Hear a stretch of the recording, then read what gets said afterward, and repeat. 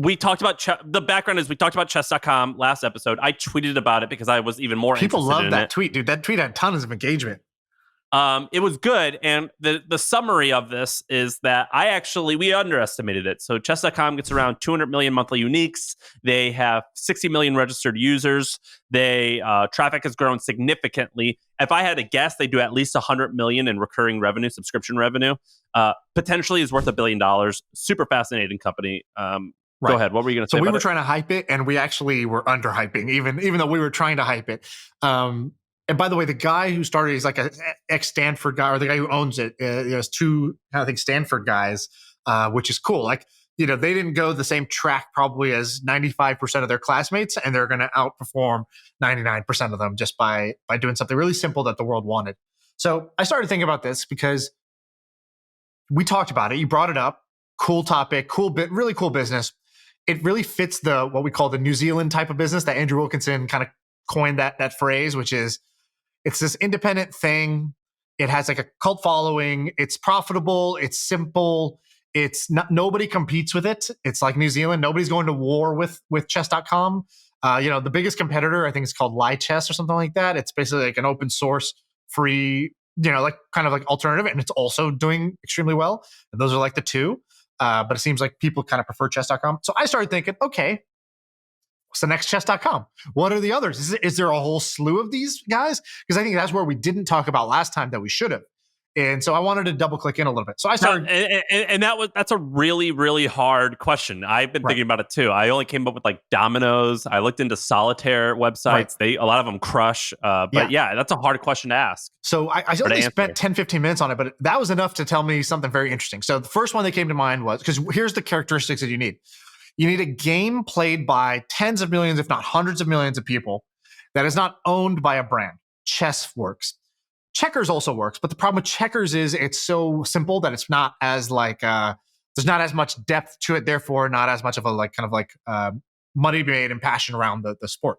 Sudoku was the second one that came to mind. So I went to Sudoku.com, and Sudoku.com, it's just like chess.com. It's like you go to Sudoku.com, and there's already a Sudoku board waiting for you with the clock going, and it's like, oh, play. Here it is. You don't need to download. You don't need to sign up. You don't need to do anything. Just play Sudoku.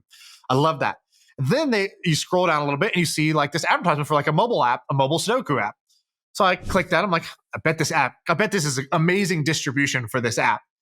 App crushes. So this company called EasyBrain behind it.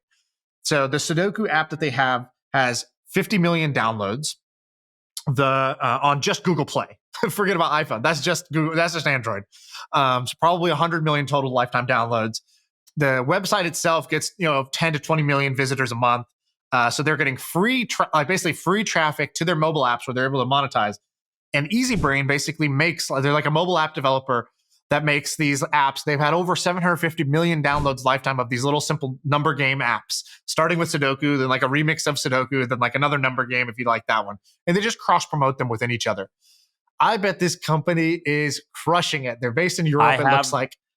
I have information on them. I just found some interesting stuff. When I Googled them and went to the website, there was something amazing about them that immediately stuck out. And just this quick Google, I'm wrong, but it is based in Cyprus. Anytime a company is based in Cyprus, it's like, it turns out these guys actually are from like the Belarus. They're actually from this area, but they're based in Cyprus. So I just Googled it real quick. So do you know that they were acquired 3 months ago? No, I did not know this. So that's the piece. I have their revenues, I have their profit, and I have the all their user numbers, and I have. Can I guess? How much I'm going to be totally wrong, but I like to guess. By the way, little tip: always guess before you hear any number. That's how you get good at knowing numbers, because you guess, and then when you're wrong, your brain remembers that shit, and you start to hone that gut instinct. Okay, so here's my guesses. I'm going to guess. Well, how much were they? What's their revenue? I'm going to guess that their revenue was $400 million a year.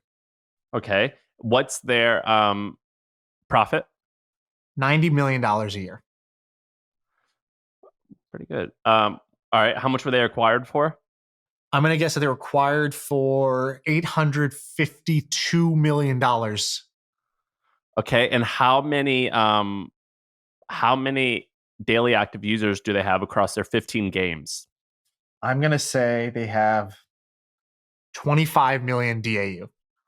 Okay, so How did I do? You didn't do horrible. Okay, so Easy Brain was acquired this most recent February.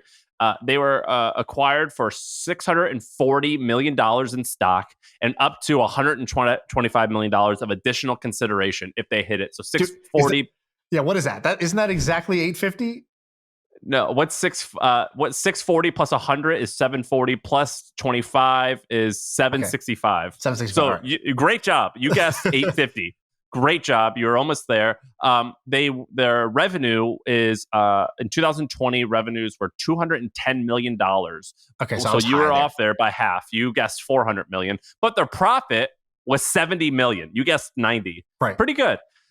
They've had 750 installs over the course of the lifetime of all their games. They have 15 live games with 12 million daily active users. You guessed 25 million. Okay, not bad. Not bad.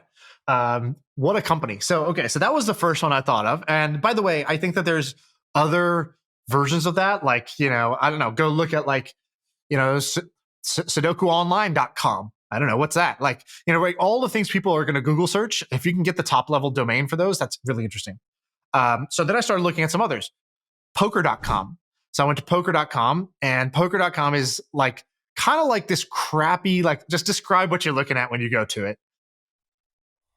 Let me look at this. But you can't, this isn't actual poker, right? This you're not betting? It's not even you can't play there. It's just like reviews. It's like an affiliate site. So it's like, oh, here's a place to play poker. Here's where you can go, because they get big kickbacks for basically sending a player to PokerStars or wherever if they deposit. And so this is horrible. Horrible website. Crappy kind of like affiliate and reviews site. Dude, you could do so much more with this website. Like if somebody was like, dude, if you have a mobile poker app that's good, I would pay ungodly amounts of money for poker.com. I think that's and they also, if you do their traffic search, see what they get. It's nothing. So they should be getting a lot more traffic having poker.com. Okay. So then there's some other ones. Crosswordpuzzle.com, crossword.com. Go to those. They don't even crossword.com or something doesn't even render. It's there's 5 asterisks on the screen. Yeah. What's going on here? Because crossword is the other game that's like Sudoku. It's like chess that people played religiously and they love. We talked about how much the New York Times makes off their mini crossword game. And I think the number was $90 million in subscription revenue from crossword puzzles for the New York Times. Right. So I am surprised at Crossword Puzzle, crosswordpuzzles.com, crossword.com. I can't believe that these sites are not being leveraged. So I was very surprised to see this. And that was my kind of follow-up from this. So you go to crosswordpuzzle.com. It says, please email suggestions to dkw999@yahoo.com. Right. So I emailed the guy. So you see this, the website is basically a white page with a bunch of text, and it's basically just linking to crossword things.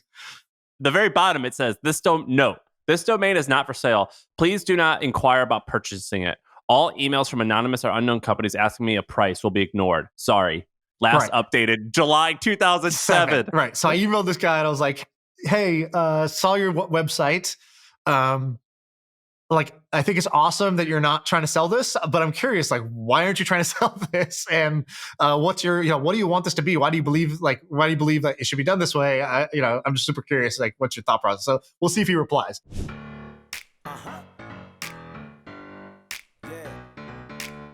I feel like I can rule the world. I know I could be what I want to. I put my all in it like no days off. On the road, let's travel, never looking back.